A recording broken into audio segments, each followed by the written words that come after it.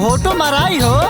पहले ही बताओ लोग कौन पार्टी के हो लोग, लगातार 100 पार्टी के नारा लगाओ तोरा लोग। अरे भौजी हमनी के माथा चकरा गइल बा, बुझाते नहीं कि केकरा के वोट दिहल जाओ। यही से सब लोग के नारा लगाओ तनी जा, जी अच्छा लगी ओकरा के देम जा वोट। अच्छा पहले ही बताओ लोग, होली खेले आइल बड़ा जा कि चुनाव के प्रचार करे। भौजी समस्या बहुत गंभीर बा, आ देखो हम तोहरा के बताओ तनी। बताओ। सुनो, फिर से पलटी मरले नीतीश कुमार, तोहार वोट के करा में जाए। फिर से पलटी मरले नीतीश कुमार, वोट के करा में जाए।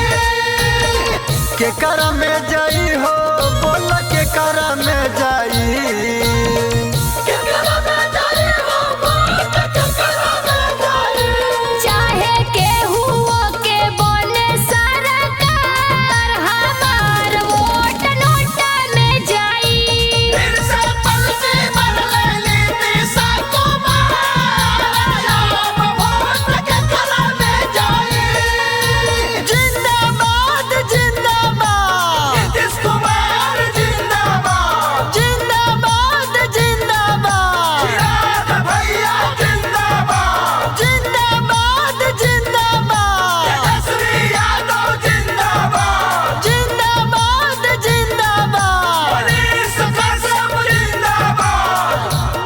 भौजी तुम्हारी निर्णय पक्का बा?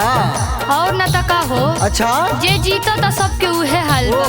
चलो भागो लोग, हमार होली मत खराब करो लोग। सब लोग अब करेले विचार, तोहार वोट के करा में जाए। फिर से पलटी मरले नीतीश कुमार, वोट के करा में जाए।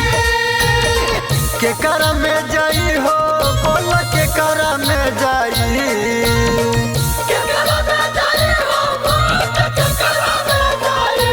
गोली गोली तू लोग कर प्रचार, हमार वोट नोट में जाई। फिर से पलटी मरले नीतीश कुमार, वोट के करा में जाई। तेजस्वी के हवा ललटनिया निशान, ललटनिया निशान। नीतीश के हवे तिरिया निशान, हेलीकॉप्टर हो चिराग पासवान बोला। ए भाई रुका सा तनी, पहले होली की बात कर जाए यार, चुनाव के तो ढेर हो गए।